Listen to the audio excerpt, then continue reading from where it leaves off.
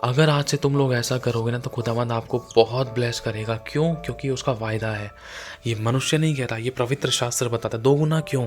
अगर हम अय्यूब की पुस्तक पढ़ते हैं, अय्यूब ने दो गुना पाया। दो गुना उसके मान लो अगर 300 ऊँट थे, उसके अगर 3000 ऊँट थे तो उसने पाए 6000 ऊँट। कैसे पाए? कारण था उसका, सबसे बड़ा कारण। आज उस कारण को हम जानेंगे। और ये चीज़ कई बार हमने नहीं की है, ये गलतियाँ हमसे हुई हैं।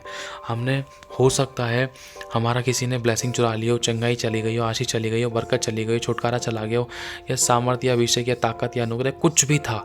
हमने कुछ खोया था, कुछ नुकसान होता, किसी ने लूट लिया था, कोई घर में कलेश हुआ, कोई तकलीफ हुई, किसी न किसी प्रकार से हमने कुछ भी खो लिया था या खो गया था। खुदावन सबकी उन सब नुकसानों की भरपाई करके देगा। सबसे पहला आज हमें क्या करना है? सबसे पहला पार्ट जो अगर हम देखें जो करना है हमें, वो है पश्चाताप। पश्चाताप, पश्चाताप कैसे लिखते हैं? अगर आपको तो पता ही होगा पश्चाताप, जब आप सामने बोल दिया है पश्चाताप, ऐसी कुछ लिखते हैं शायद, है ना? आप लोग समझ रहे हो ना? पश्चाताप। और दूसरे नंबर पे अगर हम एक चीज़ को देखें, मैं आपके सामने एक वचन पढ़ता हूँ। लिखा है योएल की पुस्तक 2 अध्याय और इसकी 24, 25, 26 आयत में लिखा है कि 24-25 आयत में, जिन वर्षों की उपज अरबे नामक टिड्डियाँ, येलेक नामक टिड्डियाँ और हाजिल और गाजाम नामक टिड्डियों ने, अर्थात मेरे उस बड़े दल ने जिसको मैंने तुम्हारे बीच में भेजा था, खा ली थी, उसकी हानि मैं तुमको भर के दूंगा। मतलब परमेश्वर ने ये टिड्डियों को भेजा। टिड्डियाँ अगर हम देखें आत्मिक रूप, ये कहीं ना कहीं दुष्ट आत्माएं थी। इन दुष्ट आत्माओं को नुकसान के लिए परमेश्वर ने क्यों भेजा? एक परिस्थितियाँ हुई थी। अगर हम पुराने टाइम में याद करें तो अय्यूब के टाइम में एक बाड़ा लगा हुआ था। अय्यूब, उसकी धन संपत्ति, उसका कारोबार, खाना पीना, चलना फिरना, उठना बैठना, सोना जागना, धन संपत्ति, बच्चे, पशु पक्षी, जीव जंतु, सबके चारों तरफ एक बाड़ा बांध रखा था परमेश्वर ने। लेकिन उस बाड़े को तोड़ने के लिए शैतान ने कहा, शैतान ने बोला, अगर तू इस बाड़े को हटा देगा ना तो मैं उसकी संपत्ति को नाश कर सकता हूँ, ये कर सकता हूँ, वो कर सकता हूँ। समझना, प्रभु कुछ कहना चाह रहा है यहाँ पर। शैतान को अवसर किसने दिया था? अय्यूब ने। अय्यूब से कुछ गलती हुई थी, उस गलती के बारे में बहुत से कम लोग जानते हैं, बात सच है।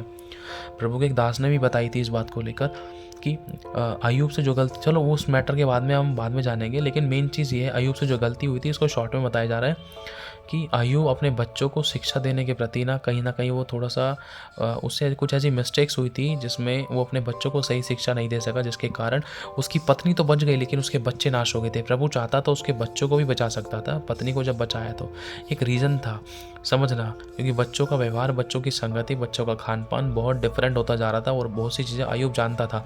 अब आज्ञा ना मानने की वजह से ना उन बच्चों की ज़िंदगी में उनकी गलती के कारण उन्होंने बहुत कुछ खोया था, जिसमें अय्यूब ने भी बहुत कुछ खो दिया था। समझना, ये टॉपिक अलग है, इसमें ज़्यादा नहीं घुसेंगे हम। मेन चीज़ जो है वो ये समझेंगे हम कि आज्ञा ना मानने वालों के जीवन में शैतान काम करता है। अगर एक विश्वासी है, उसने आज्ञा उल्लंघन कर दिया तो शैतान ने उसकी ज़िंदगी में काम किया और शैतान साफ बोलता है। जैसे अब यीशु को देखें, यीशु एक व्यक्ति को जो बहुत बंधनों में था, समस्या में था, यीशु ने उसको जब छुड़ाने के लिए गया तो दुष्ट आत्मा उसके अंदर से बोल पड़ी, यीशु हे परम प्रधान परमेश्वर के पुत्र, हमें नरक कुंड में ना डाल, हमें मत डाल, हमें उन सूअरों के झुंड में भेज दे जो देख सूअर चरा रहे हैं लोग, देख वहाँ पर आज्ञा टूट रही है। और तूने कहा आज्ञा ना मानने वालों के जीवन में शैतान काम करता है। अब वहाँ पर आज्ञा टूट रही है और वो लोग सूअर चरा रहे हैं। सूअर चराना पाप है क्योंकि यहूदी लोग सूअर नहीं चरा सकते और सूअर एक अशुद्ध जंतु था परमेश्वर के लोगों के लिए, अशुद्ध जीव था, अशुद्ध पशु था, है ना। तो शैतान दुष्ट आत्मा ने साफ बोल दिया कि हमें वहाँ सूअरों के झुंड में भेज दे। तो यीशु भी कुछ नहीं कह सकता था इसके अंदर। यीशु ने बोल दिया जाओ। क्यों बोला? क्योंकि दुष्ट आत्मा को पता है और यीशु को भी पता है वचन क्या कहता है। और जब वचन टूट रहा है, पुराने नियम में परमेश्वर ने कुछ पशुओं को खाने से, उनको छूने से, उन चीज़ों का व्यवहार में लाने से मना कर दिया था। वही गलती इजरायली लोग कर रहे थे, है ना। अब वही गलती यीशु के टाइम पर किसी ने करी तो यीशु ने दुष्ट आत्मा को तुरंत आज्ञा दी थी, जाओ उन सूअरों में चली जाओ। समझ रहे हो? आज्ञा ना मानने की वजह से बहुत सी आशीषों को शैतान ने छीन लिया था, शैतान ने नाश कर दिया। जैसे शैतान अय्यूब के घर में आया, अय्यूब के फैमिली में आया, अय्यूब के नौकरी बिजनेस में आया। मतलब नौकरी बिजनेस को मतलब हल, उसके पशु पक्षी जीव जंतु, है ना।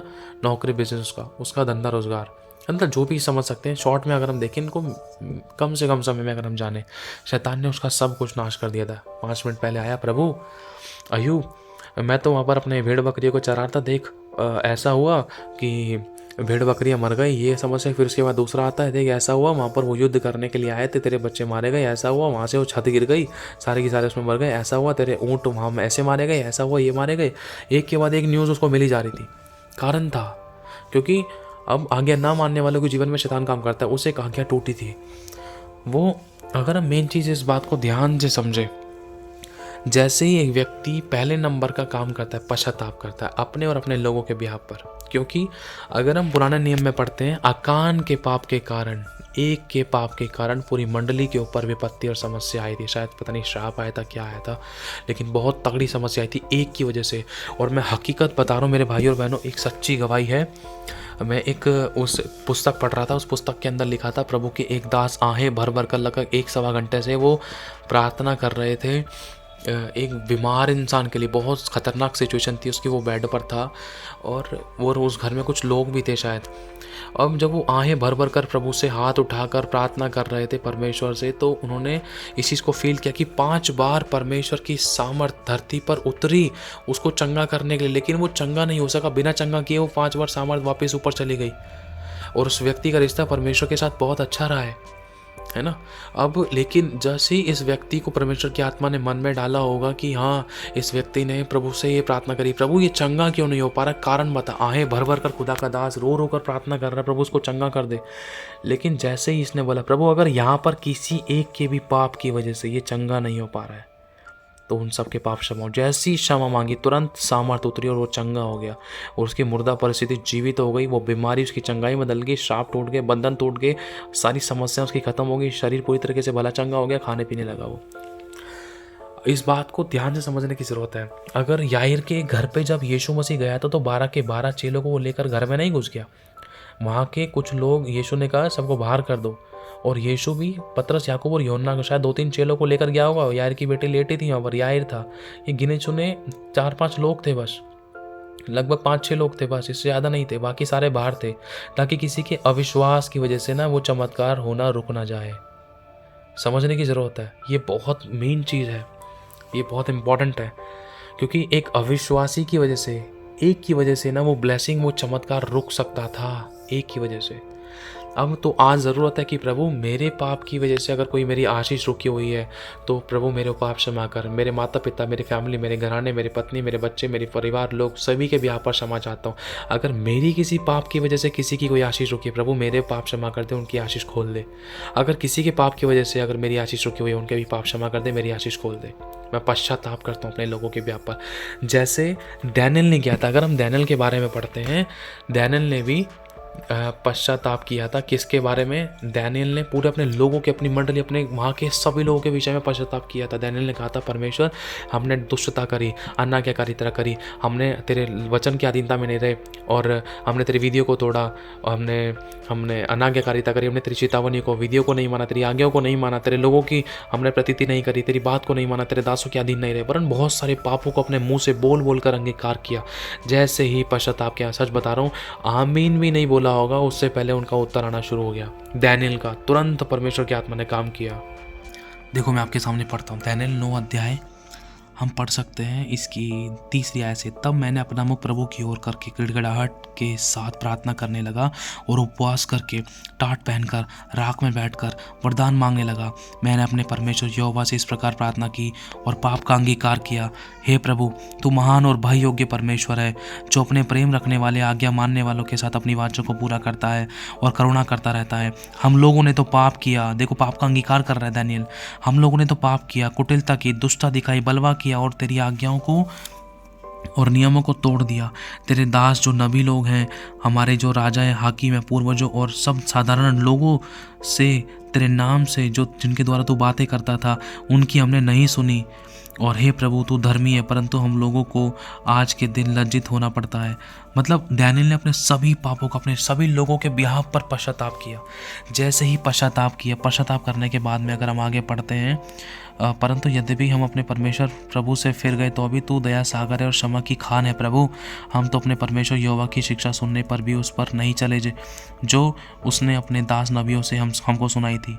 मतलब जैसे ही दानियेल पश्चाताप करता है, परमेश्वर तुरंत उत्तर देता है। इस कारण यहोवा ने सोच विचार कर हम पर विपत्ति डाली है, क्योंकि हमारे परमेश्वर यहोवा जितने काम करता है उन सबों में धर्मी ठहरता है। अगर हम पढ़ते हैं, इस अध्याय को पढ़ेंगे, 9 अध्याय 10 अध्याय, और सच्चाई है बहुत जल्दी परमेश्वर ने जैसी पश्चाताप करना शुरू किया वैसे ही दानियेल की प्रार्थना का परमेश्वर ने उत्तर उनको दिया। मेन चीज़ है पश्चाताप, अपने और अपने लोगों के ब्याह पर पश्चाताप। दूसरे नंबर पे क्या करना है? प्रार्थना। किसके लिए? दूसरों के लिए प्रार्थना। कैसे? अय्यूब की पुस्तक में अभी हम पढ़ते हैं, देखो लिखा है अय्यूब की पुस्तक 42 अध्याय 10 आयत में, जब अय्यूब ने अपने मित्रों के लिए प्रार्थना की तब यहोवा ने उसका सारा दुख दूर किया। किसका दूर किया? प्रार्थना कर रहा है अय्यूब अपने मित्रों के लिए, है ना। दुख दूर हो रहा है अय्यूब का, बहुत गहरी चीज़ है। दूसरों के लिए, दूसरों की खेती सींचता है, उसकी खुदा खेती सींचेगा। ये तरीका है ब्लेस होने का, चंगाई पाने का, छुटकारा पाने का, आशीष बरकत वरन वो सब कुछ जिसके लिए परमेश्वर ने आपको और मुझे रखा है, बुलाया है। ये हकीकत है, ये जड़ है। आज इस चीज़ को हम नहीं समझ पा रहे थे। जब अय्यूब ने अपने मित्रों के लिए प्रार्थना की, ये वो मित्र है जिन्होंने कहीं ना कहीं अय्यूब को टीज किया था। अय्यूब इनमें से किसी न किसी के शब्दों से अय्यूब को बहुत दुख हुआ, हर्ट हुआ, और ये बोलने लगे।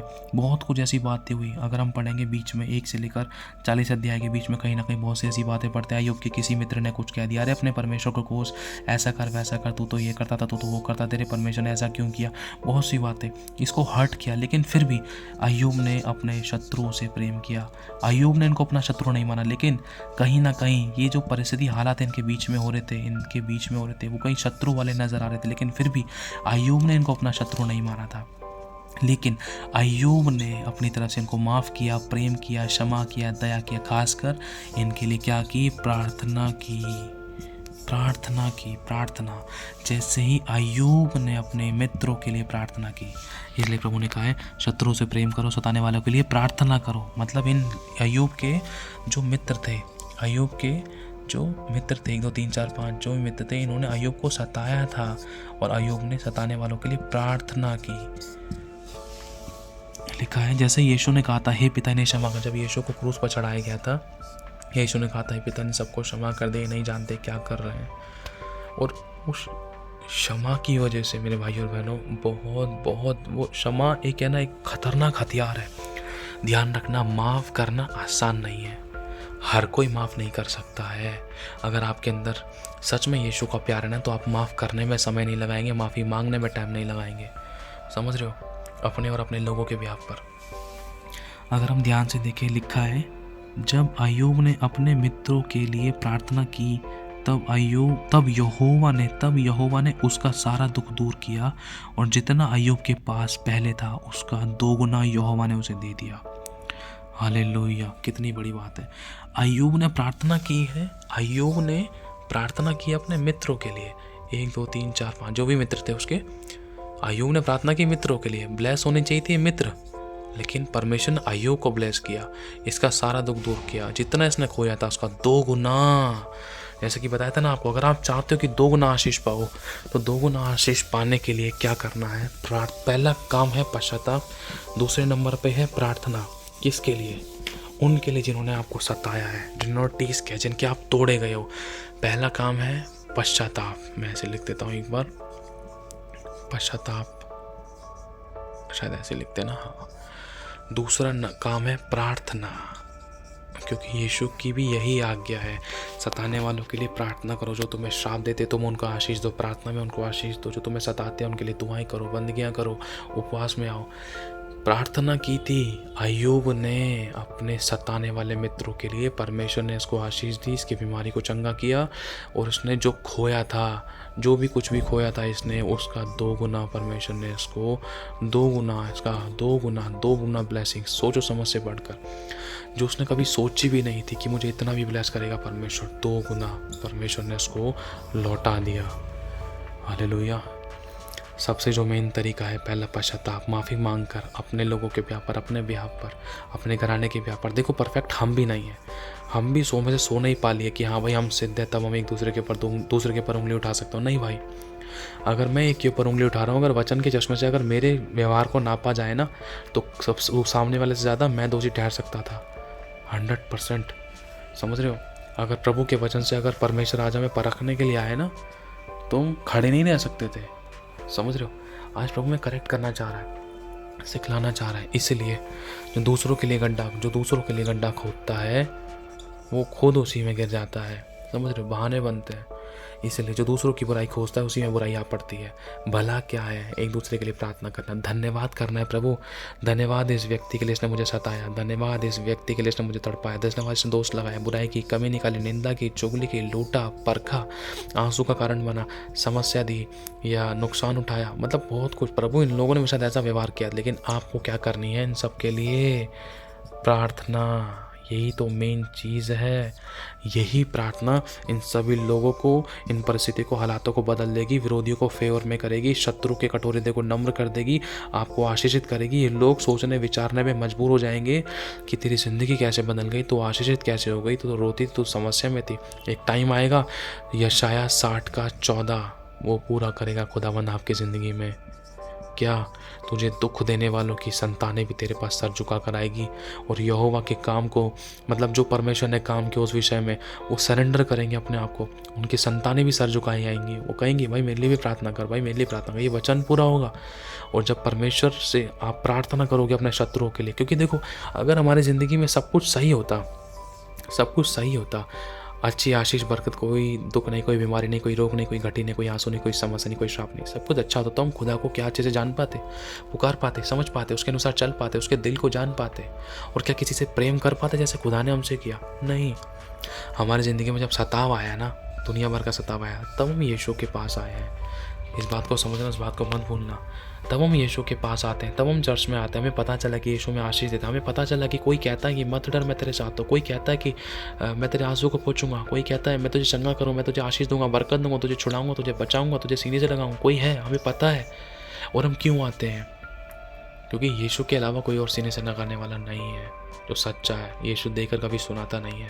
समझ रहे हो इस बात को कि हाँ मैंने तुझे आशीष दी, ला मुझे वापस दे, मैंने ही तो तुझे आशीष दी है। नहीं, समझ रहे हो? वो तो पूरी संसार को खिला रहा है। बहुत से लोगों को तो पता नहीं, बहुत से लोग तो कहते हैं कोई परमेश्वर है ही नहीं, लेकिन फिर भी खुदा उनको खिलाता है। कितना दयावान है। समझ रहे हो? उदाहरण के तौर पर वो समझाता है, देख मेरी बेटी, मेरे बेटे, जो मैंने तेरे साथ किया उसको देखकर तो कम से कम मेरे निकट आ, उसको देखकर तो मेरे निकट आ, उसको देखकर तो मेरे निकट आ। समझ रहे हो? इजरायलियों से परमेश्वर ने कहा था कि देख मैंने तुम्हें इतनी ब्लेसिंग दी, आशीष दी, बरकत दी, मैं तुम्हारी ज़िंदगी में और क्या करूँ? मैं तुम्हारे लिए कितने बड़े बड़े काम नहीं कर दिए मैंने। क्या तुम्हें मैंने रात समुद्र को 2 भाग कर दिया। इतने चमत्कार यीशु मसीह ने कहा, जितने चमत्कार मैंने तुम्हारे बीच में किए, चमत्कारों को देखकर तो विश्वास करो। इतने चमत्कार अगर मैंने सूर और सैदा में किए होते तो वो कब के मन फिरा लेते। आज खुदावन इतने बड़े बड़े मिरेकल्स करते हैं, हम तुरंत के मुंह बना लेते हैं, उंगलियां उठाते हैं खुदा पर, खुदा मेरी तो ये आशीष रुक गई, ये नहीं हुआ, वो नहीं हुआ, ये हो गया, वो हो गया, 636 बातें, 636 क्वेश्चंस करने लग जाते हैं।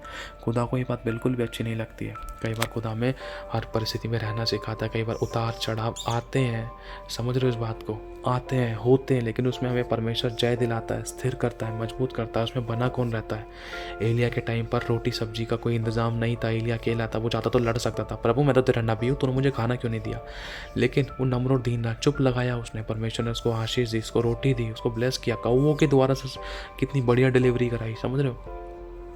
परमेश्वर कई बार हमारे धीरज को परखता है। वो कहता है कि मैं तुझे परख कर जान लूँगी तेरे मन में क्या है, मैं तुझे दे रहा हूँ, जब ही तो क्या मुझे प्रभु प्रभु कहेगा, या जब मैं अपना हाथ ऊपर से टूटी बंद कर दूंगा, या जब भी तो मुझे अपना प्रभु कहेगा, जब तो बाट जोएगा, या तो धीरज धरेगा, या तो प्रेम करेगा, तो मेरे और नहीं कटाएगा, तो मुझसे प्रार्थना करेगा, तो जब किसी और के लिए प्रार्थना करेगा। प्रभु चेक करता है ऐसा कुछ करेगा या नहीं करेगा, या तो मुझसे लड़ेगा, या तो फिर चढ़ जाना बंद कर देगा, या तो प्रार्थना करना बंद कर देगा, या तो धमकियाँ देगा मेरे को, या तो मुझसे पर दोष लगाएगा। समझ रहे हो? प्रभु चेक करता है। वो बाप है, वो मालिक है, उसका हक बनता है। जैसे वो पुत्र बनाता है उसकी ताड़ना भी करता है, क्योंकि जिसकी ताड़ना नहीं हुई वो व्यभिचार की संतान है। आप और मैं व्यभिचार की संतान नहीं है। तो इसलिए जो चुप रहकर दुख को सहता है वो परमेश्वर को भाता है। अगर आप चाहते हो कि 2 गुनी आशीष पाओ, जो आपने खोया उससे बढ़कर पाओ, क्योंकि लिखा है जब चोर पकड़ा जाएगा तो 7 गुना वापिस उसको भर कर देना पड़ेगा, वरना उसके घर का भी सारा धन खाली कर लिया जाएगा। परमेश्वर ला कर देगा। लिखा है बलवान छीन लेते हैं। चोर आप नहीं, मैं नहीं, चोर माता पिता भाई बहन नहीं, अगुए नहीं, कलीसिया नहीं, लोग नहीं, विश्वासी नहीं, परिवार नहीं, फैमिली नहीं। चोर वो अंधकार की शक्तियाँ हैं। चोर वो शैतान था, वो दुष्ट था, जिसने आपकी और मेरी ब्लेसिंग को हमारी गलती के कारण चुराया था। आज पश्चाताप करो प्रभु, तूने मेरे सारे पाप क्षमा कर दी। पहला पश्चाताप करता हूँ प्रभु, तेरे लहू से मुझे धो दे। मैं अपने ब्याह पर, अपने लोगों के ब्याह पर क्षमा चाहता हूँ और मैं दिल से अपने विरोधियों के लिए प्रार्थना करता हूँ, उनको आशीष दे। जब आप दूसरों के लिए खेती सींचोगे ना, खुदा आयूब से बढ़कर आपको ब्लेस करेगा। आप हैरान हो जाओगे, प्रभु मैंने तो ऐसा कुछ किया ही नहीं, बस मैंने तो उसको माफ़ किया है। प्रभु माफ़ करने की इतनी बड़ी आशीष। अच्छा काम लग गया, आशीष आ गई, रास्ते खुल गए, ब्लेसिंग खुल गई, चंगाई हो गई, छुटकारा हो गया, क्षमा मिल गई, दया मिल गई, तेरी शांति घर में, टूटने से जुड़ रहे, बस एक माफ़ करने की इतनी बड़ी आशीष। फेवर में हो गए, कठोर इधर नम्र हो गए, विरोधी फेवर में आ गए, इतनी बड़ी आशीष। समझ रहे हो? प्रार्थना करना, प्रार्थना करोगे। जब आप प्रार्थना करोगे, प्रभु मैंने उसको माफ़ कर दिया, आप प्रार्थना कर प्रभु तो उसको आशीष दे। धन्यवाद प्रभु ऐसे लोगों के लिए, क्योंकि परमेश्वर ने मूसा की ज़िंदगी में चमत्कार कब किए। अगर पीछे फिरौन की सेना नहीं होती, पीछे फिरौन की सेना नहीं होती और आगे लाल समुद्र होता, तो परमेश्वर उनको यहाँ से कहीं और ले जाता या इधर से लेके जाता या कहीं ना कहीं से उनको या कहीं ना कहीं इंतज़ाम कर देता इनका। समझना, या इनसे बोलता तुम यही ठहरो, नाव बनाओ, आराम से चले जाओ। समझ रहे हो इस बात को? या फिर अगर फिरौन होता ही नहीं, फिरौन होता ही नहीं, तो परमेश्वर को कोई बड़ा युद्ध करने की ज़रूरत नहीं पड़ती इजरायलियों के लिए। कौन सा युद्ध जिसमें मूसा ने 10 विपत्तियाँ भेजी थी।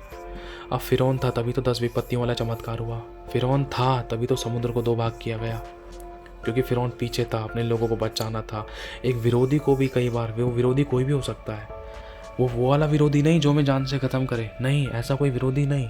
परमेश्वर आपकी और मेरी ज़िंदगी में कई बार ऐसे लोगों को रखता है जिनके द्वारा जब हम सताए जाते थे, तो उनके द्वारा कई बार हम प्रभु के निकट आते थे। जब परमेश्वर के लोग सताए गए थे, तो वो किसी न किसी विरोधी के द्वारा सताए जा रहे थे, चाहे वो घटी थी, चाहे वो बीमारी थी, चाहे वो मनुष्य था, चाहे कोई घर का था, पराया था, बाहर का था, फैमिली का था, घर का था, कोई भी था। जब वो सता रहे थे तो आंसू के साथ कहाँ जाते? खुदा के पास। जब आंसू के साथ प्रार्थना होती तो उस आंसू की प्रार्थना को खुदा तुच्छ नहीं जानता। प्रभु ने कहा है तेरे आंसू मैंने देखे, तेरी प्रार्थना मैंने सुनी है, टूटा पिसा मन मेरे घरानियों के बलिदान है। प्रभु सुनता है। वो विरोधी है, वो विरोध है ना, आपको खुदा के निकट लेकर आता है। घटी आपको परमेश्वर की ओर ताकना सिखाती है। वो सताव आपको परमेश्वर की इच्छा को जानने पर अनुग्रह देता है, समझने का अनुग्रह देता है। समझ रहे हो? जो आपको लोग टीस करते हैं वो आपको खुदा के निकट लेकर जाते हैं। जो आपके ऊपर उंगलियां उठाते थे ना, कहीं ना कहीं है ना, वो आपको अंदर से मजबूत कर रहे हैं, ताकि जब आपकी गवाहियाँ बने तो सारे के सारे लोग खींचे चले आए, परमेश्वर की महिमा हो, विरोधी कहें कि हाँ यहोवा ही परमेश्वर है। जैसे एलिया का परमेश्वर, जैसे उस समय में बोल दिया था, अरे एलिया यहोवा ही परमेश्वर है, यहोवा ही परमेश्वर। जब एलिया ने कहा था कि अगर तुम्हारा परमेश्वर सच्चा है तो तुम्हारा परमेश्वर आग गिरा है, मेरा परमेश्वर सच्चा है तो मेरा परमेश्वर आग गिरा। पहले तुम गिरा, तो वहाँ पर नहीं गिरी। जब एलिया ने प्रार्थना करी तो एलिया की सुनकर सारे विरोधी भी हैरान हो गए, और एलिया का परमेश्वर ही सच्चा है।